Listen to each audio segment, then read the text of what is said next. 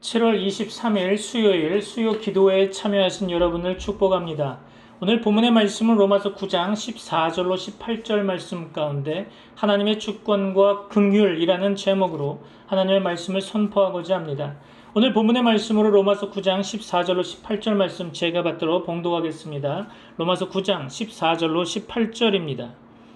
그런즉 우리가 무슨 말을 하리요? 하나님께 불의가 있느냐? 그럴 수 없느니라. 모세에게 이르시되 내가 긍휼히 여길 자를 긍휼히 여기고 불쌍히 여길 자를 불쌍히 여기리라 하셨으니 그런즉 원하는 자로 말미암음도 아니요 다른 박질하는 자로 말미암음도 아니요 오직 긍휼히 여기시는 하나님으로 말미암음이니라. 성경이 바로에게 이르시되 내가 이 일을 위하여 너를 세웠으니 곧 너로 말미암아 내 능력을 보이고 내 이름이 온 땅에 전파되게 하려 함이라 하셨으니 그런즉 하나님께서 하고자 하시는 자를 긍휼히 여기시고 하고자 하시는 자를 완악하게 하시느니라. 아멘. 지난주에 비가 많이 오더니 이번 주는 날이 너무 더워서 많이 힘드셨죠. 제가 여러분과 함께 로마서를 보는 이유는 기독교 교리에 대한 내용을 전달함으로 인해 우리 신앙의 근거와 가치 판단의 기준을 제공하고자 로마서를 구체적으로 살펴보고 있는 것입니다. 그럼 교리란 무엇일까요? 교리란 사전적 의미로 보면 종교의 체계화된 가르침을 뜻합니다. 다시 말해서 신앙의 근거와 가치 판단의 기준을 제공하고 있다는 거죠. 종교마다 고유한 교리를 가지고 있으며 이는 경전이나 영적 지도자의 가르침을 해석하고 따르는 방식을 포함하는 것입니다. 그렇죠? 교리가 왜 중요할까요? 많은 이유가 있겠지만 저는 3가지 정도만 말씀드리고자 합니다. 첫째, 신앙의 토대가 됩니다. 교리는 종교를 믿는 사람들에게 신앙의 근거를 제공하고 믿음의 내용과 범위를 명확하게 하죠. 둘째, 가치 판단의 기준이 됩니다. 교리는 개인의 가치관과 윤리적 판단의 기준을 제시하여 삶의 방향을 설정하는 데 도움을 줍니다. 셋째, 공동체의 결속을 강화하는 역할을 합니다. 교리는 신앙 공동체의 구성원들이 공유하는 신념 체계로서 결속력을 강화하는 역할을 하죠. 개신교의 주요 교리는 예수 그리스도의 복음을 그리스도의 의도대로 회복하여 교회를 올바른 그리스도의 몸이 되도록 하는 신학적 배경을 지니고 있죠.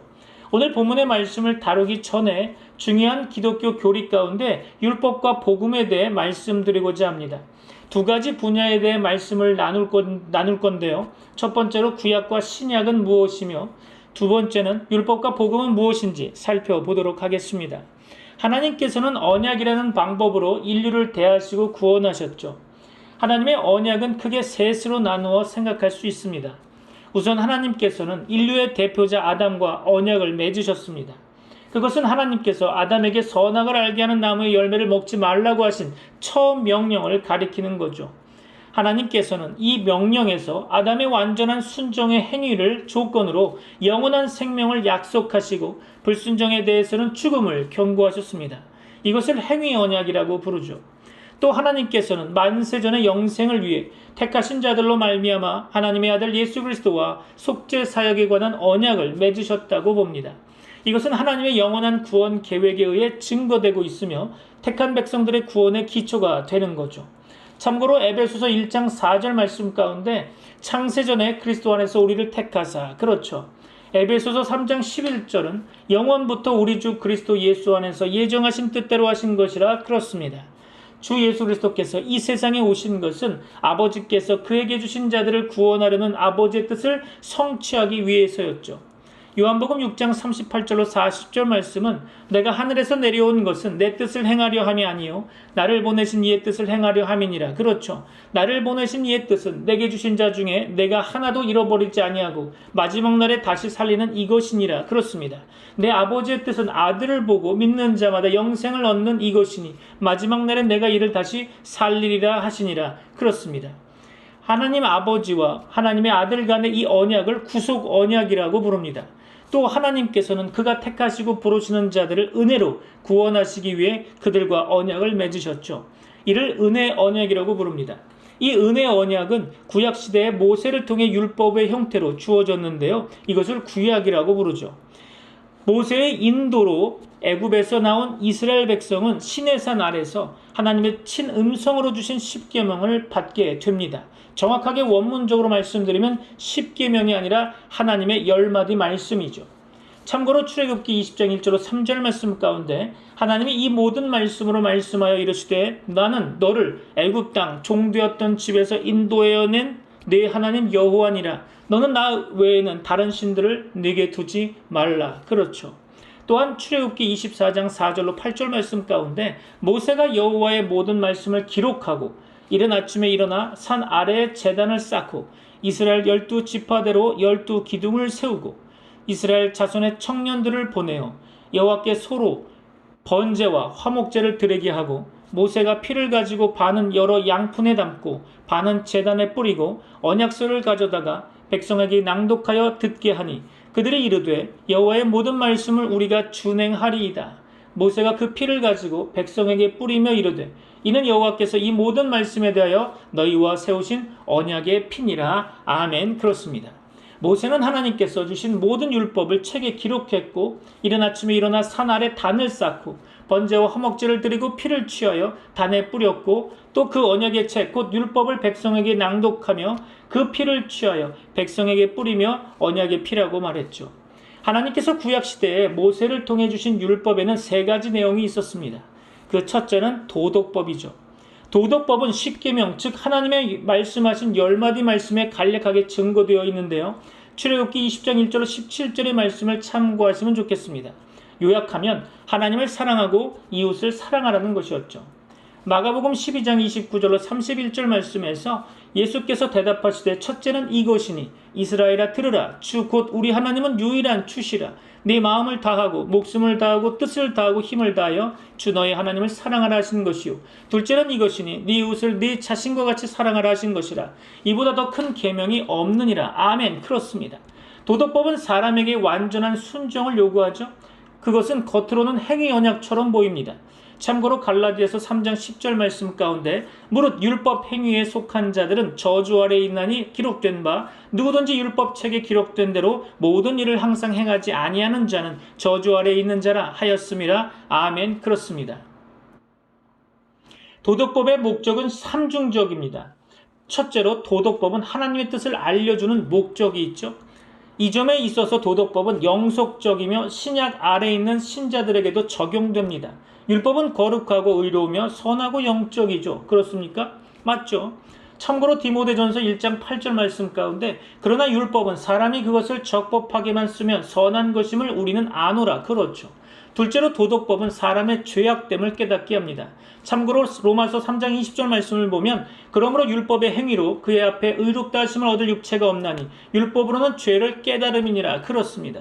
셋째로 도덕법은 사람을 예수 그리스도께로 인도합니다. 참고로 갈라디아서 3장 24절 말씀 가운데 이같이 율법이 우리를 그리스도께로 인도하는 초등교사가 되어 우리로 하여금 믿음으로 말미암아 의롭다함을 얻게 하려 함이라. 그렇습니다.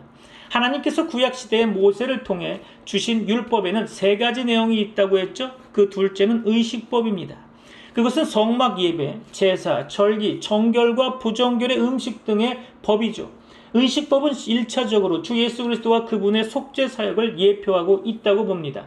참고로 로마서 3장 21절 말씀 가운데 이제는 율법 외에 하나님의 한 의가 나타났으니 율법과 선지자들에게 증거를 받은 것이라. 그렇습니다. 예수 그리스도의 의가 구약 성경에 증거된 바라고 말씀하고 있죠. 한 군데 더 보면 골로새서 2장 16절로 17절입니다.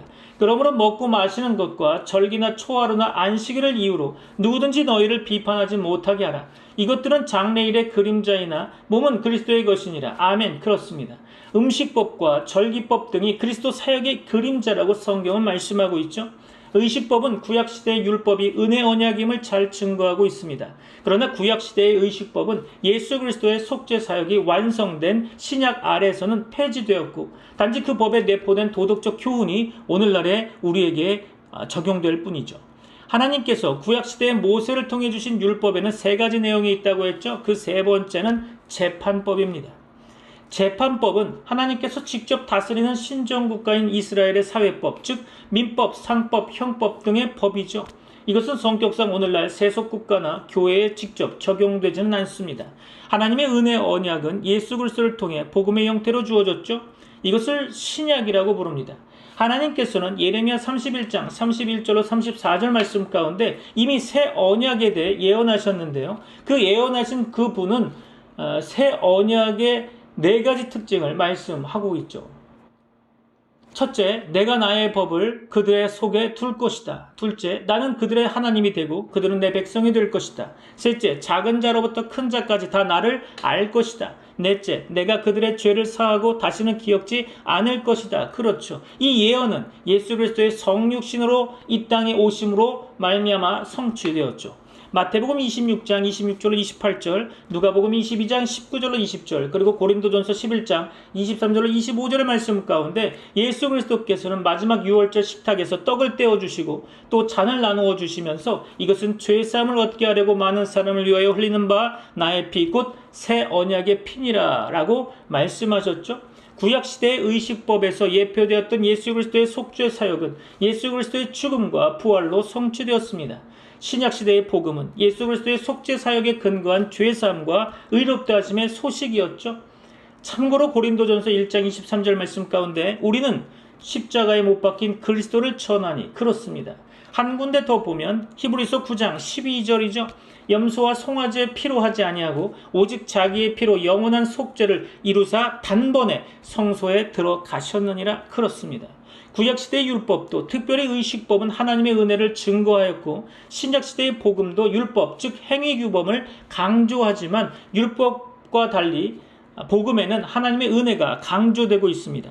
참고로 요한복음 1장 17절 말씀 가운데 율법은 모세로 말미암아 주어진 것이요 은혜와 진리는 예수 그리스도로 말미암아 온 것이라. 그렇습니다. 율법과 비교할 때 신약의 복음은 내면적이며 영적이고 세계적입니다. 그렇죠? 고린도후서 3장 6절 볼까요? 그가 또한 우리를 새 언약의 일꾼 되기에 만족하게 하셨으니 율법 조문으로 하지 아니하고 오직 영으로 함이니 율법 조문은 죽이는 것이요 영은 살리는 것이니라. 아멘. 그렇습니다. 하나님께서는 그분의 은혜로 예수 그리스도를 믿는 자들에게 죄사함과 의롭다 하심 그리고 영생의 구원을 약속하셨고 우리는 그 은혜를 받았죠. 오늘 본문의 말씀으로 돌아가서 하나님의 말씀을 상고해 보고자 합니다. 로마서는 신약 성경의 서신들 가운데 독보적인 위치를 차지하는 문서로 평가받고 있죠. 이 서신은 바울 서신 가운데 가장 논리적이고 체계적으로 복음을 설명한 논문 성격의 책으로 간주되고 있으며 마틴 루터, 존 칼빈, 존 웨슬레와 같은 기독교 역사상 위대한 신학자들의 추석과 사유의 주제가 되고 있죠. 이는 로마서가 기독교 교리의 핵심적인 내용을 담고 있음을 명확히 보여주고 있는 것입니다. 또한 로마서는 단순히 특정한 시기에 쓰인 편지를 넘어서 전 시대를 아우르는 모든 성도에게 주어지는 신앙 지침서와 같은 역할을 수행하고 있다고 해도 과언이 아닐 것입니다. 또한 예수 그리스도가 왜 복음이며 이 복음이 왜 은혜인지를 깊이 깨닫게 하는 말씀으로 자리매김되어 왔죠. 이러한 로마서의 중요성을 고려해 볼 때 그 기록 배경을 심층적으로 이해하는 것은 단순히 역사적 사실을 아는 것을 넘어서 로마서가 담고 있는 심오한 교리적 메시지를 보다 정확하고 풍성하게 해석하는 데 필수적이라고 봅니다. 특정 상황과 목적 속에서 기록된 이 서신의 배경을 파악함으로써 그 안에 담긴 교리적 진리가 어떠한 현실적 필요에 의해 발현되었는지를 이해할 수 있을 것입니다. 로마서는 교리적인 내용을 풍부하게 담고 있는 것이 분명하지만 처음부터 오직 교리적 설명을 위해 쓰여진 책은 아니라는 점을 강조하고 싶습니다. 오히려 로마서는 사도 바울이 로마에 있는 성도들에게 보낸 편지로서 특정한 상황과 목적을 가지고 기록되었죠. 학자들은 로마서의 저술 목적을 크게 신학적, 목회적, 선교적 세 가지로 분류하고 있으며 이 세 가지 목적은 서로 긴밀하게 연관되어 있음을 지적하고 싶습니다. 이러한 목적들이 개별적으로 존재하는 것이 아니라 유기적인 관계 속에서 상호작용하며 로마서의 전체적인 내용을 구성하고 있다는 점은 주목할 만하죠. 예를 들어서 바울의 광대한 선교적 비전이 로마 교회의 지원을 필요로 했고 이 지원을 얻기 위해서는 로마 교회 내부의 갈등을 해결해야 했으며 그 갈등 해결을 위해서는 복음의 본질에 대한 명확한 신학적 설명이 선행되어야 했던 거죠. 이처럼 신학적, 목회적 요소들은 바울의 더 큰 선교적 목표를 달성하기 위한 수단으로 활용되었으며 이는 로마서가 단순한 교리서가 아닌 복합적인 상황에 대한 사도적 응답임을 보여주는 것입니다. 오늘 로마서의 본문의 말씀을 세밀하게 살펴봄으로써 여러분의 신앙 성숙에 좀 더 도움이 되기를 바랍니다. 오늘 본문 로마서 9장 14절로 18절 말씀은 하나님의 주권적 선택과 긍휼의 원리를 깊이 설명하고 있죠. 바울은 하나님의 선택과 긍휼이 인간의 행위나 자격이 아닌 오직 하나님의 뜻에 따라 이루어진다고 선포하고 있습니다. 그는 하나님의 절대적인 주권을 강조하면서도 그 주권이 선하고 의로운 목적 안에서 이루어진다는 사실을 보여주고 있죠. 이 구절은 인간의 이해를 초월한 하나님의 섭리를 깊이 묵상하도록 초대하고 있습니다. 우리가 첫째로 살펴볼 것은 하나님의 의로우심에 대한 질문이 14절 말씀 가운데 나타나 있죠. 그런즉 우리가 무슨 말을 하리요? 하나님께 불의가 있느냐? 그럴 수 없느니라. 그렇습니다. 바울은 하나님의 선택과 긍휼이 불공정하게 보일 수 있는 가능성을 예상하면서 이에 대한 답변을 제시하고 있죠. 하나님께 불의가 있느냐라는 질문은 하나님의 주권적 선택이 인간적으로 공평하지 않아 보일 때 제기될 수 있는 의문이라는 것입니다. 그러나 바울은 단호히 그럴 수 없느니라 라고 선언하고 있으며 하나님의 모든 행동은 의롭고 선하다고 확증하고 있죠. 우리의 제한된 시각으로 하나님의 주권을 판단하려는 시도를 멈춰야 합니다. 하나님의 뜻은 완전하며 그분의 의는 인간의 정의와 비교할 수 없습니다. 믿습니까? 우리는 하나님의 섭리를 믿고 신뢰하며 그분의 선하심을 의심하지 말아야 할 것입니다. 여러분에게 하나님의 은혜가 있기를 소망합니다. 두 번째로 살펴볼 것은 하나님의 긍휼의 원리가 15절 16절 말씀 가운데 나타나 있는데요. 한번 볼까요? 모세에게 이르시되 내가 긍휼히 여길 자를 긍휼히 여기고 불쌍히 여길 자를 불쌍히 여기리라 하셨으니 그렇죠? 그런즉 원하는 자로 말미암음도 아니요 다른 박질하는 자로 말미암음도 아니요 오직 긍휼히 여기시는 하나님으로 말미암음이니라. 그렇죠? 바울은 출애굽기 33장 19절의 말씀을 인용해서 하나님의 긍휼이 오직 하나님의 주권에 달려있음을 강조하고 있죠. 인간의 긍휼은 인간의 공로나 노력과 무관하며 전적으로 하나님의 주권적 뜻에 의해 결정된다는 것입니다. 긍휼히 여길 자를 긍휼히 여기리라. 그렇죠. 이는 하나님의 주권이 자유롭고 독립적임을 보여주고 있죠. 하나님은 자신이 정하신 기준에 따라 긍휼을 베푸십니다. 믿습니까? 또한 원하는 자로 말미암음도 아니요. 그렇죠. 인간의 소망이나 노력으로 하나님의 긍휼을 얻을 수 없음을 뜻하고 있습니다. 하나님의 긍휼은 인간의 공로나 노력으로 얻을 수 있는 것이 아니죠. 이는 우리의 구원이 철저히 하나님의 은혜에 달려있음을 보여주고 있는 것입니다. 우리는 하나님께서 베푸신 긍휼과 은혜에 감사하며 그 은혜를 자랑하기보다 겸손히 받아들여야겠죠. 세 번째로 살펴볼 것은 하나님의 주권적 사용과 섭리가 17절로 18절 말씀에 잘 언급되어 있죠. 성경이 바로에게 이르시되 내가 이 일을 위하여 너를 세웠으니 곧 너로 말미암아 내 능력을 보이고 내 이름이 온 땅에 전파되게 하려 함이라 하셨으니 그렇죠? 그런즉 하나님께서 하고자 하시는 자를 긍휼히 여기시고 하고자 하시는 자를 강팍하게 하시느니라. 그렇습니다.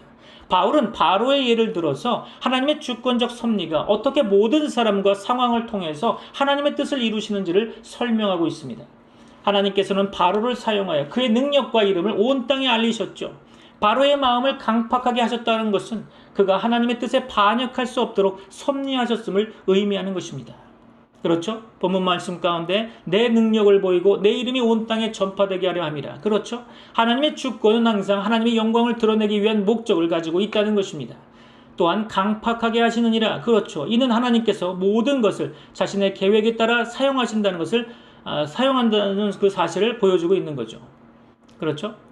바로의 예는 하나님의 주권이 모든 상황에서 이루어지며 그분의 목적은 항상 하나님의 영광을 드러내는 데 있음을 가르치고 있습니다.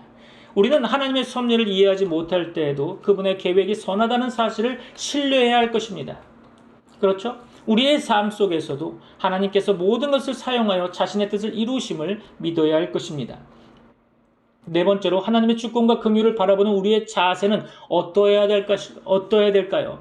로마서 9장 14절로 18절 말씀은 하나님의 주권과 긍휼이 우리의 이해를 초월하는 은혜의 행위임을 가르치고 있습니다. 성도로서 우리는 이 진리를 깨달으며 하나님의 주권과 긍휼 앞에 겸손히 서야 하는 거죠. 오늘 본문의 말씀을 세 가지로 적용시킬 수 있을 것입니다. 첫째로 겸손히 하나님의 은혜를 받아들이라는 거죠. 우리의 구원은 우리의 자격이나 행위 때문이 아니라 오직 하나님의 긍휼에 달려있다는 것입니다. 우리는 구원의 은혜를 겸손히 받아들이며 감사해야 하는 거죠. 두 번째로 하나님의 섭리를 신뢰하라는 것이죠. 삶의 모든 상황에서 하나님의 섭리를 신뢰해야 합니다. 이해되지 않는 상황 가운데서도 하나님의 선하심과 주권을 믿고 의지해야 한다는 거죠. 세 번째로 긍휼을 드러내는 삶을 살아야 한다는 것입니다. 하나님께서 우리에게 베푸신 긍휼을 기억하며 다른 사람들에게도 그 긍휼을 드러내는 삶을 살아야 할 것입니다. 결론적으로 말씀드리면 하나님의 주권적 긍휼에 대한 우리의 자세는 하나님께 찬양드려야 한다는 거죠. 로마서 9장 14절로 18절 말씀은 하나님의 주권적 섭리와 긍휼이 우리의 이해를 초월하지만 하나님의 선하심과 영광을 드러내는 도구임을 선포하고 있습니다. 우리는 이 말씀을 통해 우리의 구원이 하나님의 은혜에 근거하며 그분의 계획이 항상 완전하다는 사실을 깨달아야 할 것입니다. 하나님의 긍휼은 우리의 자격을 넘어선 은혜이며 하나님의 주권은 우리의 삶을 완벽히 인도하십니다. 믿습니까? 우리는 그 주권적 섭리에 감사하며 우리의 삶을 통해 하나님의 영광을 드러내는데 헌신해야 할 것입니다. 말씀을 마무리하려고 합니다.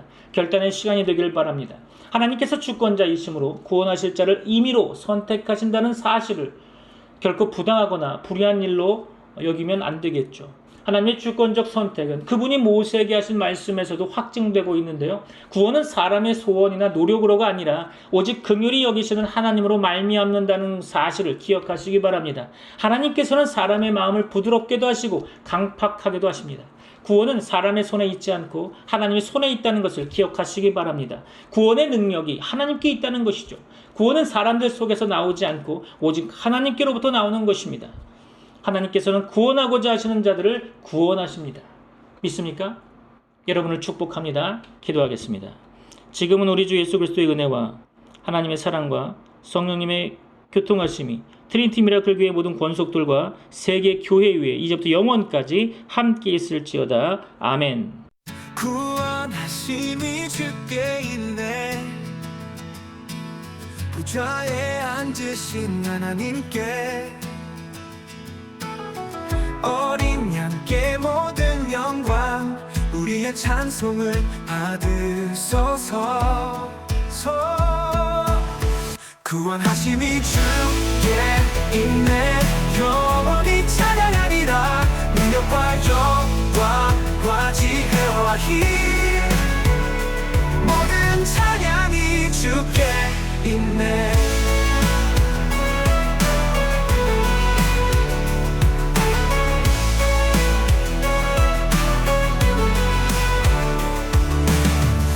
천사들이 엎드리며 보좌 앞에 경배하네.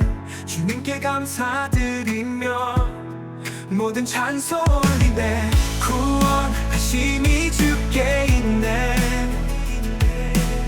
보좌에 앉으신 하나님께 어린 양께 모든 영광 우리의 찬송을 받으소서. 구원하심이 주께 있네. 영원히 찬양하리라.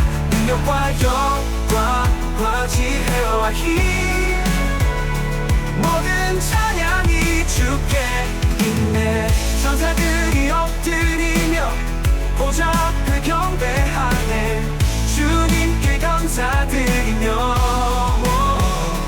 모든 찬양이 주님을 높여 찬양하네. 구원하심이 주께 있네. 영원히 찬양하리라. 능력과 영광과 지혜와 힘